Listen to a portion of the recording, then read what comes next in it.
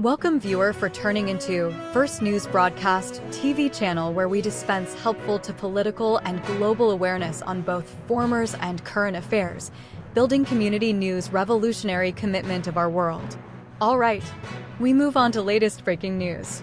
U.S. President Joe Biden has ended his re-election campaign and endorsed Vice-President Kamala Harris to succeed him as the Democratic candidate in an extraordinary decision that upends an already dramatic race for the White House.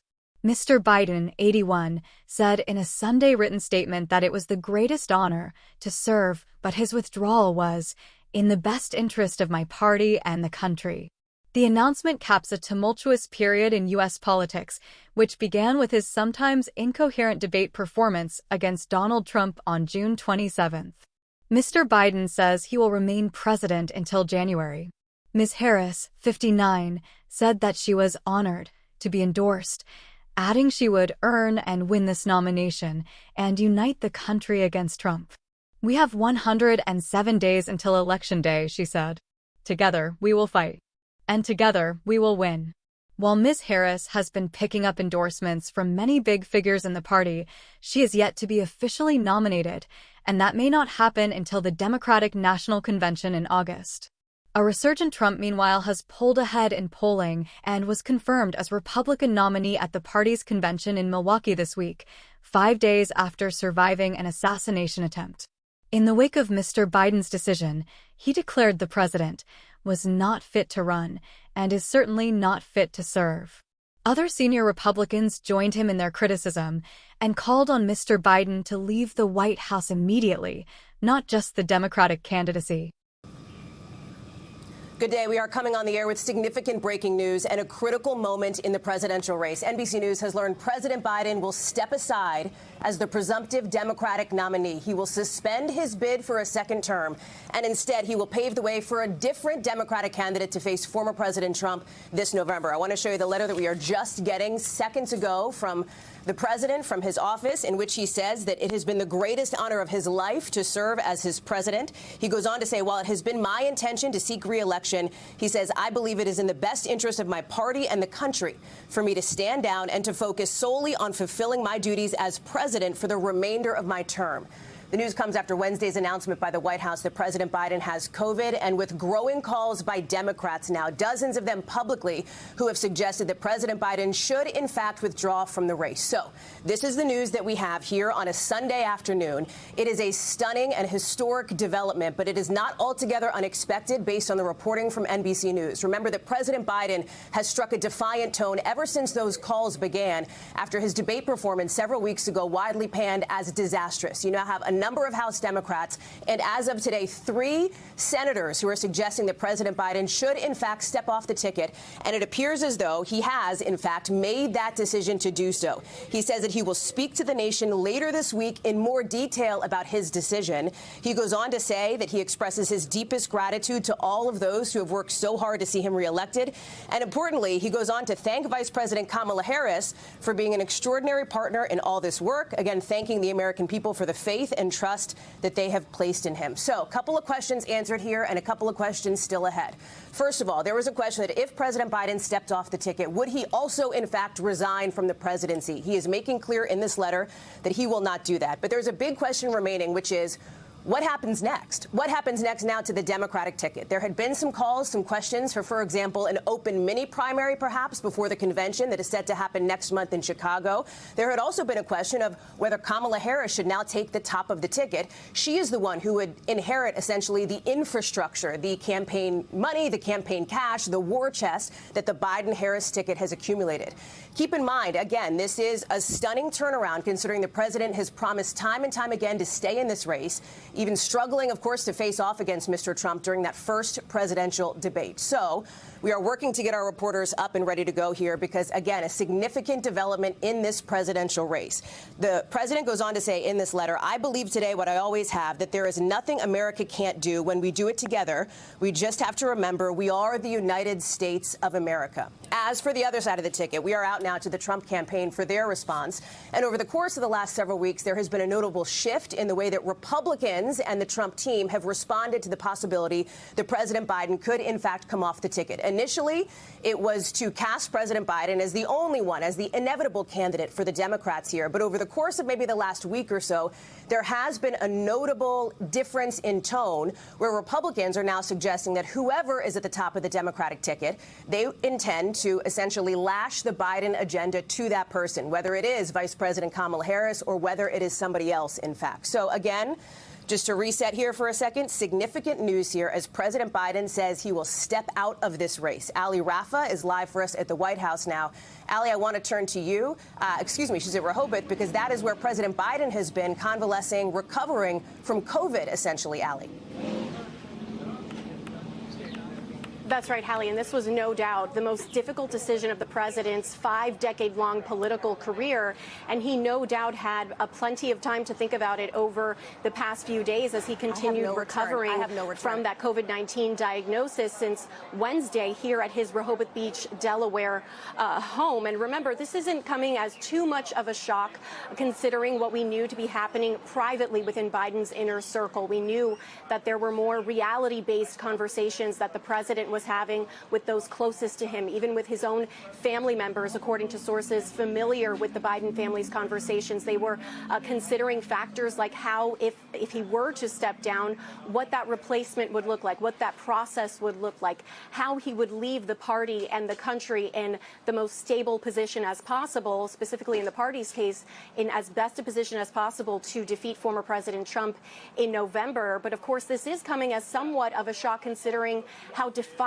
we have seen the president and his campaign be in recent days. As recently as yesterday, they were talking about fundraisers that the president would continue planning to host at the end of the month. One of them with David Letterman in Massachusetts, another in Chicago around the Democratic National Convention. And of course, the president has said that the only things that would make him reconsider staying in this race would be the Lord Almighty or a medical condition. But again, we know that the conversations he was having in recent days were more reality-based, more around the polling and the evidence showing that he was not able to defeat former President Trump in a head-to-head matchup in November. And as you mentioned, Hallie, the question really now is what happens next? Where does this all go next? Notably absent from this letter from the president announcing he was stepping down from this race is an official full-throated endorsement of his Vice President Kamala Harris. And there is even disagreement within the Democratic Party over whether she would be the best person to replace him at the top of the Democratic ticket. You're seeing some Democrats come out and support her, but also some Democrats come out and support sort of a mini open primary where any Democrat could throw their hat in the ring, a potentially very messy process. And so the president in this letter says he will speak to the nation later this week. Presumably we could hear from him as far as what happens next and who he plans to support in that address that he plans to deliver later this week. But of course, all of this putting more of a spotlight on this already extremely tight timeline that the Democrats have to rally around their replacement, their nominee. We have the delegates planning to vote in a virtual roll call the first week of August. And of course, in mid-August is the Democrats' National Convention. So all of this really putting a spotlight on that tight timeline. And all of this really began with that poor debate performance from President Biden on June 27th against former President Trump. And that's where we saw really the floodgates open with more and more Democratic lawmakers coming out and calling for the president to pass the torch to Vice President Kamala Harris or other Democrats who may be interested in throwing their hat in the ring, Hallie. The other piece of this, Ali, it wasn't simply elected members of Congress who had been frustrated, more than 30 of them suggesting that President Biden should step aside. They had been concerned about not only the prospects for the White House come November, but also those key down-ballot races, control of the Senate and control of the House. It was also, however, donors, with NBC News reporting concerns that money was beginning to dry up going to the Biden campaign until and unless the president were to take the very step that he has taken now in just the last 10 minutes or so. Talk us through that piece of it, the building pressure on this campaign for the president to do exactly what he is now announcing today that he will do, and that is withdraw from the 2024 ticket. Yeah, absolutely. And as recently as the last few days, we saw the campaign trying to reassure donors. We saw the campaign ask Vice President Kamala Harris to join a call for donors to try to reassure them that the president is going to stay in this race so they wouldn't back their support. We also know from sources familiar with the Clintons thinking former President Bill Clinton, as well as former Democratic nominee herself, Hillary Clinton, they were privately supporting the president's decision to stay in this race and even encouraging donors to continue backing him. But you mentioned those down ballot races. We know that the president has had several conversations with prominent Democrats, some of them longtime, decades-long allies of the president, having very blunt conversations, we're told, with the president of how his embattled candidacy, him being at the top of the ticket, would potentially impact those down ballot races. We know Senate Majority Leader Chuck Schumer was here in Rehoboth Beach meeting face-to-face with the president last weekend, and we're told that that was one of the conversations they had, a very blunt and honest conversations about the risk that having President Biden at the top of the ticket also led to. And you mentioned how voters, this isn't just Democratic lawmakers making this call, voters themselves are expressing their opinion. We saw a protest outside the White House yesterday where self-professed Democrats were calling for the president to pass the torch. Also, we have a new poll today, an ABC Ipsos poll, that is saying that the majority of Democrats, over 60%, are calling for the president to step aside because they want another Democratic nominee at the top of the ticket, Hallie. One of the big concerns as it relates to the eyes of voters across America for months now has been President Biden's fitness for office, his age. This has been a generational issue, of course, heading into this election now for some time. The question is now, this paves the way for somebody else. Who will that person be? It seems as though much of the thinking, based on our reporting over the last couple of weeks, has been that it is Vice President Kamala Harris's essentially top of the ticket to lose, if you will, because she is the person now who is the VP, the person who will inherit, as we said, that war chest. But obviously, there are significant questions about what this process looks like moving forward. Allie, I'm going to ask you to stand by for just a second. We're fortunate to have our moderator of Meet the Press, Kristen Welker, who is joining us now on the phone. And Kristen, a significant and stunning development here today. Kristen. This is a very significant development, Hallie. It's one that you and I have been reporting on and we've been bracing for, quite frankly. And apologies, I'm at home, so you may hear a little bit of background noise at home. But we've been bracing for this development, obviously, with growing calls for President Biden to step down in the wake of that disastrous debate performance. But this is still a stunning moment for him to announce officially he's not seeking re-election. While I think a lot of Democrats thought this was coming, the fact that it has now happened is huge. In terms of the reaction, we're just starting to get reaction coming in. But I can tell you that based on my conversations, a number of Democrats have said that this would be a relief if Biden were to drop out. They want to start moving forward. I think the big question, though, Hallie, is what happens next.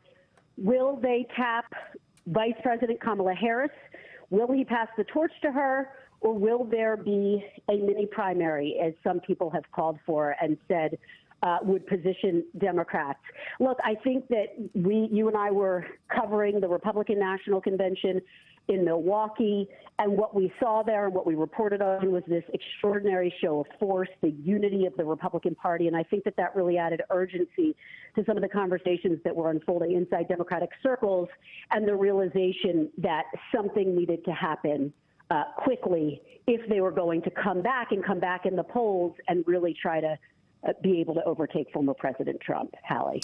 Of course, the Democratic National Convention set to begin just 4 weeks from tomorrow with a massive question now about what that convention looks like, who delivers, of course, that critical primetime speech accepting the Democratic nomination for the presidency. Kristen, I have to wonder here, and I know that our teams are still reporting this out, every time we have seen President Biden publicly over the course of the last several weeks, Kristen, he has struck a defiant tone.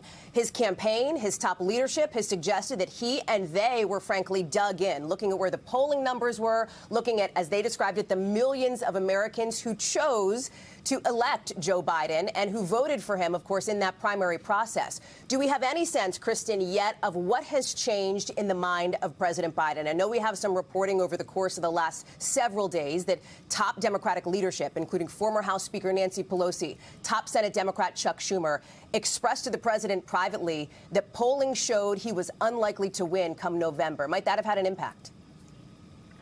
I think that was ultimately what compelled President Biden to reach this decision, what had to be an excruciating decision, Hallie, because he was incredibly defiant that he was not going to drop out of the race.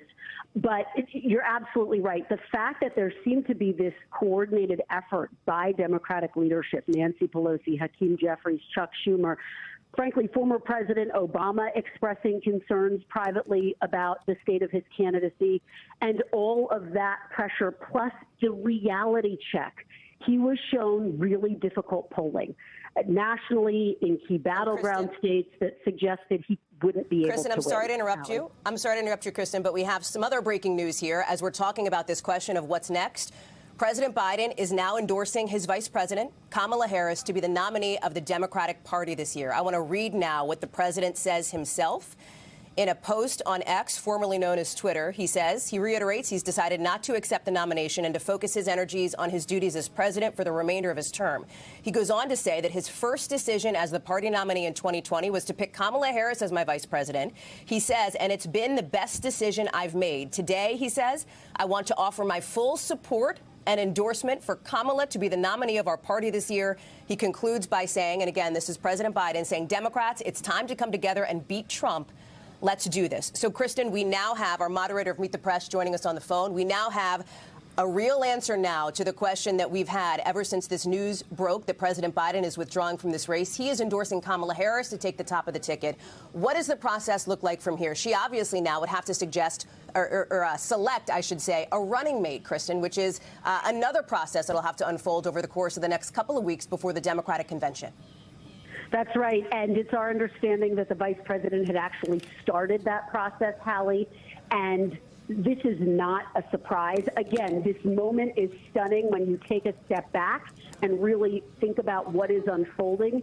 And yet, this is where we believed this was heading if and when President Biden did make that ultimate decision to drop out of the race. There was so much pressure on him from within the party to choose Kamala Harris, to endorse Kamala Harris as his vice president, because think about the backlash had he not done this. I think there's also an urgency to have an answer to the question, who will replace him at the top of the ticket, and just a deep concern that if there were to be a so-called mini primary, that would ultimately expend a lot of time, a lot of resources that the party just does not think it has at this point. So again, Hallie, not overwhelmingly surprising that he is endorsing Vice President Kamala Harris. And again, she has started the process of looking for a potential running mate, undoubtedly looking at a number of governors all across this country. But again, just a really stunning moment that the President of the United States has now officially announced he's not seeking re-election and is passing the torch, as those protesters yesterday outside of the White House had urged him to do, to pass the torch. He has now done that, Hallie. One of the questions, of course, Kristen, is does this put Democrats in a better position against former President Trump, in a relatively equal position as if it were President Biden on the ticket? When you look at some of the polling, there are some surveys, some numbers that suggest that the vice president polls slightly better than President Biden did against former President Trump. But there's some polling that suggests it's fairly even here. So there's a real question mark, of course, moving forward as to what this means politically for Democrats come November, Kristen. There is a big question mark, but I think you hit the nail on the head. Look, she's competitive with him. And that's what I think President Biden wanted to see before he made that official decision to pass the torch, as it were, to his vice president. He wanted to see that she's competitive, and the polls suggest she is very competitive. And look, I've been talking to Democrats who say this is a moment in which she can be reintroduced to the country, not just on the campaign trail, but also when you think about it, the convention. Hallie, think about the convention that you and I just covered in Milwaukee. All of that attention will now be foisted upon the vice president as she prepares to take the mantle of the Democratic nomination. So I think that that is an opportunity, and the Democratic Party believes that is a potential strength and could help them in the polls and with some of those undecided, moderate, independent voters who are going to be so critical in November. And by the way, the Trump campaign has already set its sights on the vice president. They've already started doing their own opposition research to lay out the case against her, Hallie.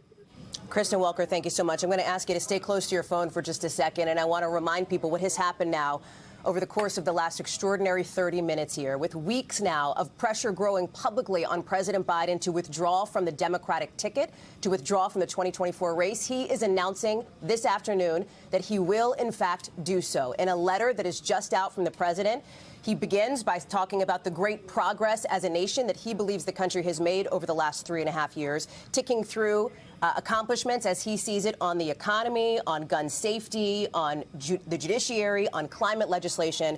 But then he says, it has been the greatest honor of my life to serve as your president. While it has been my intention to seek re-election, President Biden says, he goes on to write, I believe it is in the best interest of my party and the country for me to stand down and to focus solely on fulfilling my duties as president for the remainder of my term. We do expect to hear from President Biden at some point later this week, publicly on camera, about this significant decision. I want to get to Kelly O'Donnell, who's live for us on the White House North Lawn. And Kelly, remember, President Biden just came down with COVID not too long ago. He has been recovering at his home in Rehoboth Beach, Delaware. Perhaps, Kelly, with family members, with the First Lady, people who have enormous influence on his thinking and on his thought process, as we have reported here at NBC News. Talk us through that aspect of it.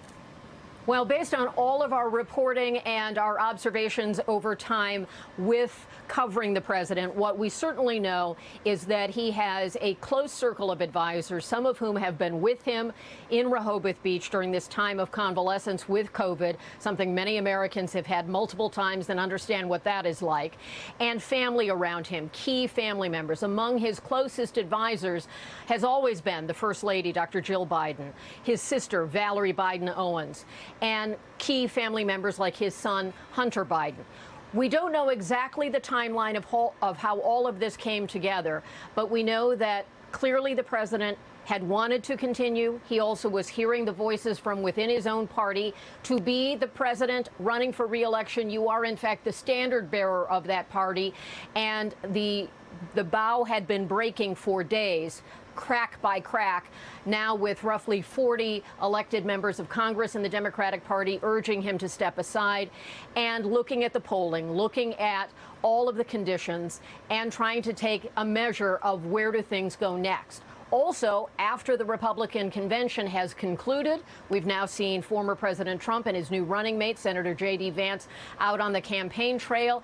It gives a stark picture of one party that was in disagreement internally, divided internally, with what should come next. Should the president continue? If he didn't continue, who would step in? And now we know he's endorsing the vice president. That has been critical for Democratic officials who remind all of us as we're covering this that the base of the voter in the voter constituency in the Democratic Party is certainly black women, and to bypass the vice president would have been untenable for many of them.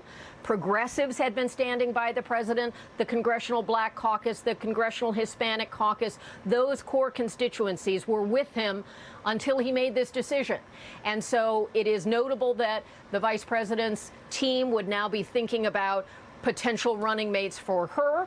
I have been told that that process is now opening up, and there would be kind of a deep bench of Democrats who might serve in that role. One piece at a time. This decision today, announced publicly through his social media, obviously means there is a chance for the president to continue to recover from COVID, and when he addresses the nation, he will want to do that in full voice, feeling better, no longer positive for the virus, all of those kinds of things.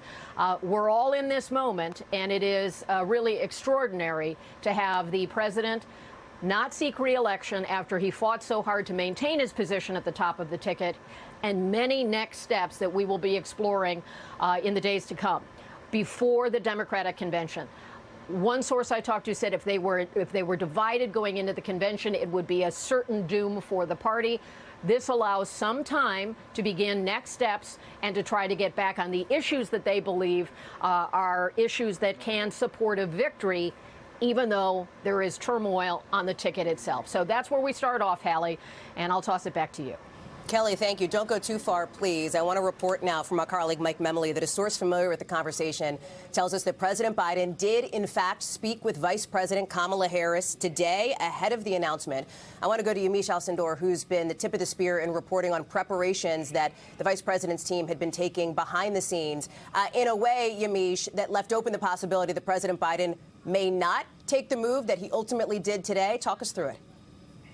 That's right. Well, of course, this is huge news, but this is news that the vice president was preparing for. Now, of course, as your vice president, she is someone who had always been ready to take the job as president. But in the last few weeks, sources had told me that she was doing a really sort of distinct balancing act. She was both publicly and privately supporting President Biden while also quietly getting ready herself if she had to be the top of the ticket, which, of course, now with the president endorsing her, of course, her team is going to be hoping that she becomes the top of the ticket. So I've been talking to allies of the vice president who were laying out a path to victory possibly for her because, of course, she's going to now be taking this step where she has to make up, they say, for lost ground here. So looking at what that might look like, they were talking already about making staff changes to the Biden campaign, possibly at the very, very top. They were also talking about sort of what a path to victory could look like for her. For President Biden, he was looking at Minnesota, at Wisconsin, Michigan. She might still be interested in those states, but sources close to her have told me that she's really interested also in looking at the South, African Americans in particular being a key part of the Democratic pace and will be a key part of her because she's going to be, if she is selected as the top of the ticket, of course, this history-making candidate being the first Black woman and the first South Asian American woman to be a major party tickets nominee. So I was told that Georgia and North Carolina were the places that she was going to be looking very closely at. So really what you see here is the vice president in some ways having to step into this role that people close to her had been really preparing for behind the scenes. Yamiche Alcindor, thank you so much. I also want to go ahead, Yamiche, very quickly. I also want to just point out that there were a lot of people that are really sort of talking about this open process and what that might look like. And from my understanding is that there are going to be a lot of women, especially Black women who are leaders of the Democratic Party, who are going to be saying she cannot be stepped over, that she cannot be put aside, that as the vice president, but also as an African-American woman who has been in and out of the White House and who, of course, speaks directly to the base of the Democratic Party, with Black women being the most loyal voters for Democrats. Yeah. From my understanding, they're going to really be pushing hard. So expect in the next few minutes, next few seconds, to hear a lot of Black women in the Democratic Party talking about the fact that she has to be the nominee. Allie. Yamiche Alcindor, thank you very much. Again, significant news breaking today. President Biden withdrawing from the 2024 race, stepping off of the ticket, and endorsing his Vice President Kamala Harris, the start of a new moment in this presidential race.